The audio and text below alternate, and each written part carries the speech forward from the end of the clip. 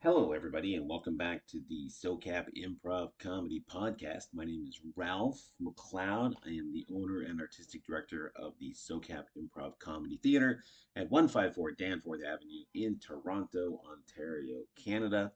My URL is socap.ca. That's SOCAP.ca. We do improv classes, shows. We have two stages you can rent and put on your own show. We do private events, corporate events. My goodness, all kinds of stuff. And this podcast, while it is geared somewhat to improv for performance, because, well, it's part of what I teach, but it is also largely for people who are not interested in performing, but more interested in what improv provides for people who do not want to be the next Tina Fey, who do not want to get on stage necessarily and perform. In my experience, a lot of people who start out saying they do not want to get on stage actually do get on stage in some of our student shows and cross that thing off the old bucket list, because it is, by and large, doing things that are tough and uncomfortable build resilience, anti-fragility. And so for that reason, if your intention is not to become a professional comedian, I still think, having a goal of working towards and getting on stage is worthwhile for personal growth, again, resilience, anti-fragility, doing things that are tough, because once you do them, you go, huh, I did that. One of the things I spend a lot of time thinking about. There's this old joke about a guy who's walking down the street and he comes upon a person who's banging their head against a post. And he says to the guy, like, whoa, whoa, whoa, why are you doing that? Why are you banging your head against the post? And the guy says, because it feels so good when I stop. And I love that joke.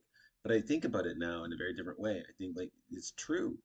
Like, I like to do tough things, which I've said probably many times on this podcast, because it does feel good when you stop. And you're like, oh, I did that. Oh, that was, oh boy, it was hard. It fulfilled me with anxiety or fear, or it was hard, or I hated it. But boy, I'm glad I did it. Like doing the way people train for and do tough things like triathlons or marathons, or even just going to the gym or talking to strangers, things that are tough, and you do them and you go, okay, well, my fear of that thing was way worse than the thing itself, often, in my experience. Um, yeah. So every podcast has a sponsor. And today's podcast is sponsored by Wexler's Beef. Wexler's Beef, your mouth is in our hands. Wexler's Beef for all your beef related needs. So check them out on wexlersbeef.ca. That's a totally made up thing, so don't look it up. Well, I mean, look it up, see what happens. Maybe it is something. I doubt it. Now I'm gonna have to check. Okay, so today I wanted to take kind of a deeper dive into a very, in my opinion, misunderstood idea, misunderstood concept, um, and so I want to have a chat about two words: yes and. I mentioned them before in a podcast entitled "The Two Most Misunderstood Concepts," and so I won't belabor that too much to go over that ground again. But because I do, well, I mean, always, hey, go back and listen to them. They're good. But just in brief, what the idea is a lot of students come to me and they say, for example, a character A will say to character B, hey, why don't you jump off this bridge? And character B will say, okay. And I'm like, well, why would you say that? And they say, well, I have to say yes. I have to say yes and. And I'm like, no, you don't. You don't literally have to say yes and. The character does not have to say the words yes and. But it is conveyed that way, and a lot of teachers teach that way. Now, first of all, I am not here to say that that's wrong. right? In my opinion, I don't like it, and I'll talk about the reasons why. But I understand where that comes from, and I'm not here to say that if you teach that or if you've learned it that way, that that's necessarily wrong. I don't do it that way. Uh, but but you know, I'm not here to say that anybody's wrong or any school of thought is better than any other or nothing. Like it's because everybody's different and we all learn different ways, and that's totally cool. But for me, uh, when a character says jump off this bridge, you say okay. I'm like, well, why would you say yes? Well, because I have to say yes and. Okay, well, let's talk about what this means. And this is the way I describe it and explain it. So, on the surface, the idea of yes and does not exist on the level of the character, and that is the character may not have to say yes.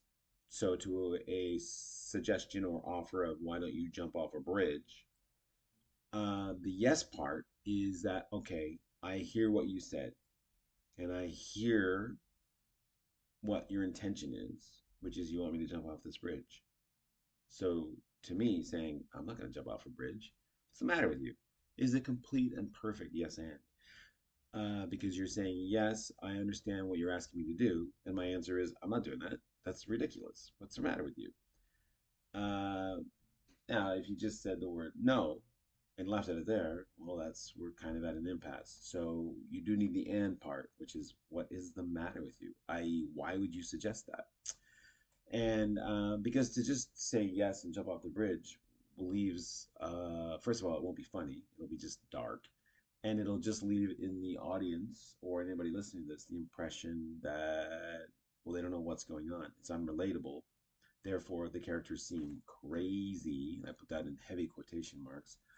But they're acting out of the expected. They're not acting in an expected way. And what's expected is if someone asked an average person, no, that's not normal, but an average person to jump off a bridge, they would say, go to hell, right? They would say, no, I'm not doing that.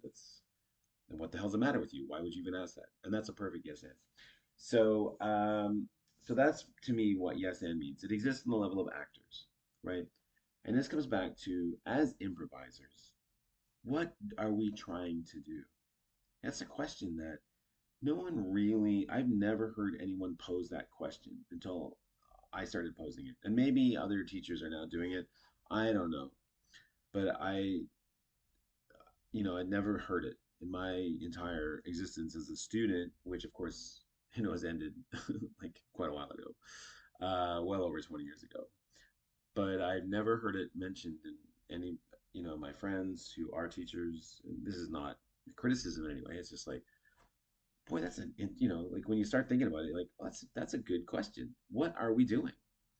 And you'll hear things like, or making stuff up, and that's true.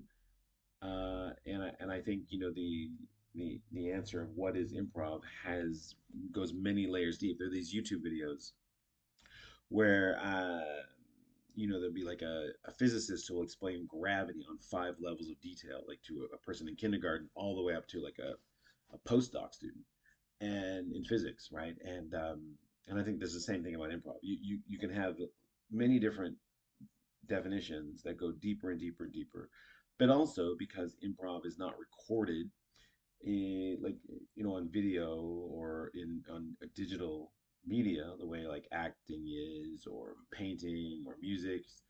It doesn't exist in the public consciousness in the same way, so it's very regional. And there's if somebody's who had no experience in improv put up a sign and said improv classes, I couldn't say to them, that's not improv, right? Because there is no accepted, universally accepted definition of what that is. So if someone says improv is making stuff up, I'm like, yep, okay. Improv, it's messing around. Yep, absolutely. It's play. Yes. It's so many different things. But the definition that I like, the sort of the easier one or simpler one or one sentence one or one line one. And really, if you need more than one line to define something, it's probably not that good of a definition. is that we're just trying to play with other people. That's it. But that means it's not the characters playing, it's the actors that are playing. If we have a scene where I'm yelling at you, I'm doing that because it's fun, not because I have some axe to bear, or not because, I'm trying to fight for my character's position. No, it's like I'm doing this because it's fun. We've agreed to play a game in which we're going to yell at each other, or I'm going to yell at you and you're going to take it. But that's fun. That's why we do it. So the yes and is so. Here's what I want to really talk about today: is it's when it's like, what does my scene partner want to do, or partners? What do they want to do? Oh, they want me to be the baddie. Okay, I'll be the baddie. Or they want to try to dominate me. Okay, that's great. Maybe I'll try to dominate them back, or maybe I'll be submissive and we'll play that game. But what tends to happen is people get into positions, declare positions, and then they don't want to move from that position. And so we have a lot of tension between the actors to figure out what we're going to do. And what tends to happen is a lot of no is going on because no, I don't want to play that game. I don't want to play the game of I'm cheating because that would make me look bad, even though it's not me, it's a character. But because I'm playing this character, people will associate that with me, right? So, if a character comes home and says to their spouse, "Is that lipstick on your collar?" 95, maybe, I don't know, maybe not 95, but the majority of time, improvisers will say no, no, no, no. Or, they'll say, oh, well, you know what? That was just an accident, you know. But when someone says, is that lipstick on your collar? What do they want to play? They want to play the infidelity game. They want to play the you've been cheating game. That's what they want. And so for me, yes anding is give them what they want. And afterwards, like if you're playing with someone and they're constantly making you do things or endowing you to do things, and you're always playing their game, then you have a conversation because you also want to play your game too. So if you fire back, yes, it's lipstick on my collar. I've been having an affair. I've been having this affair because you've been distant. And that other person says, no, I haven't. You go, wait a minute, hold on. Now it's time to play my game, the you've been distant game. Okay, yes, I have been distant. I have. And then go on from there. So yes and to me really is let's play. And how do we play? By saying yes. So at the beginning of scenes, when we don't know anything, except maybe you can make one or a couple of small things like an attitude about the other character, or an emotion that you take on, or a status, you know, those are good places to start. And then from there, you mean as an individual, and then from there, working with your scene partner or partners, you develop your context, the who, what, where, if you like, the lay of the land, the starting conditions. Those are all synonymous. They all mean the same thing. It's letting the audience know who we're looking at. And that's much easier to do if you look at your scene partner and develop it together, in my opinion. Of course, there is a school of thought of one character just comes out and blurts out a who, what, where in one line. Hello, darling. Here we are walking along the Champs Elysees on our honeymoon. Well, now we all know what's going on. But that doesn't involve anybody else. And it's an invention, not a discovery, which is less interesting. But it can be necessary. So, again, I'm not saying don't do that or shame on anybody who teaches that way. That's just not the way I teach, nor the way I like. Um, and nor do I think it lends itself to being playful. It lends itself to being more internal and in your head and not out gazing, more inward than outward. And I'm more about outward and using all the tools and all the stimuli that we have at our hands and saying yes to all of that, right? The way you feel, the way your scene partner looks, what they are doing or not doing, what they say or not say, and how they say it or how they don't say it. All of that is information that tells you what's going on. And then you discover what's happening through the power of yes anding. So, in that way, even when your partner says nothing, that's an offer. Ah, cat got your tongue, huh? Yeah, makes sense. If I were you, I'd also probably be pretty hush hush. So everything becomes an offer when you yes and everything. But in terms of saying yes to your scene partners, it's what game do they want to play? This tends to derail a lot of scenes for people who have experience, right? It's I'm not willing to play the game that you want to play because I have something in my head that I want to play. And so in that way, you're not serving the relationship and the interaction. You're thinking about your own selfish needs. Now, take this off stage into the real world, it's the same thing. When I meet people, I play with them and I'll play whatever game they want to play. And I'll say yes to whatever they want to say, play. Because that is if I want them to like me or I want to like them or get to know them or have a good time. And having a good time is something I'm always very interested in doing. I find very seldomly that I don't enjoy talking to people one on one. I almost always enjoy it. And often that is coming down and finding a common language. What do we bond over? What do we agree about? How are we similar? Especially when you meet strangers, when you have like, well, there's really why are we even interacting? Why don't we just go our separate ways? And often you do, or often you have a brief interaction and you go your separate ways. But if you treat everybody like that, how are you ever going to make a new friend or a new partner or a new acquaintance, right? So I'm always got my head up and talking to people, and I say yes to whatever they want to talk about. And I tend to be more agreeable, unless they say something horrendous, which does happen, but not very often. And when they do say things I disagree with, I'm much more interested in finding out why. This is a bit of a segue, but this idea of debate now is all about trying to convince other people that we're right. And I don't see debate that way at all. To me, debate is more about learning why other people have different opinions than I do and figuring out why and what's going on, and not just assuming that they're garbage people because we disagree. Anyway, so yes and is the foundational principle or a foundational principle of improvisation because what it allows us to do is when we really do it is play with other performers, other human beings in a non-judgmental way. We are going to come together, create a game, create the rules of that game, and play it all in real time. And that sounds daunting, but it's a discovery process that we experience together. And that, to me, is what Yes and is all about. Okay, that's my time for today. So thanks very much for joining me on this deeper dive into what Yes and is, what it's all about. And remember, we're trying to play. And when you can play with somebody, boy, oh boy, what happens? Fear goes away. Where the scene is going goes away. What's the ending going to be? How am I going to mime this thing upcoming? All of that goes away and everybody's in the moment.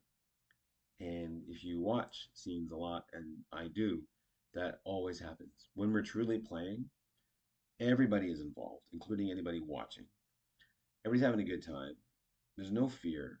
There's no, um, I guess, anxiety, which is fear. Same kind of thing.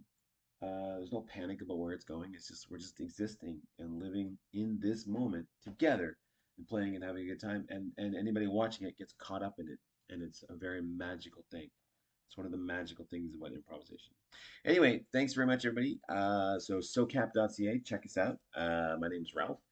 And yeah, please, any questions, comments, send them along to Ralph at socap.ca. Just put in the title, Your Dumb Podcast, and talk to me, good or bad. And I've heard both. So, you know, more good, thankfully, but you expect that. All right. Thanks, everybody. Have a good week. Bye.